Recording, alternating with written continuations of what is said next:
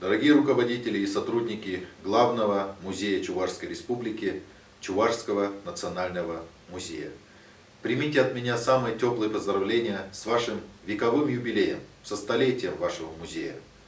Ваш музей почти ровесник наших республик.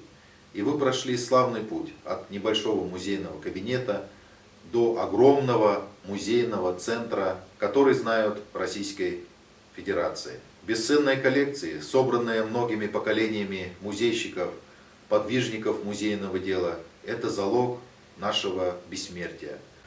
Это залог бессмертия нашей памяти. Это материальная история древней чувашской земли. Дорогие коллеги, вы разменяли второе столетие. Вы вступили во второй век вашего развития. Каким окажется предстоящее столетие, нам не дано знать. Но мы знаем одно. Мы сегодня формируем повестку дня завтра, музейного завтра. От нас зависит, каким мы оставим нашим потомкам музей и музейные коллекции. Дорогие коллеги, желаю вам в год науки и технологий еще активнее изучать музейные коллекции и вводить их в научный оборот. Желаю вам доброго здоровья, а музею процветания.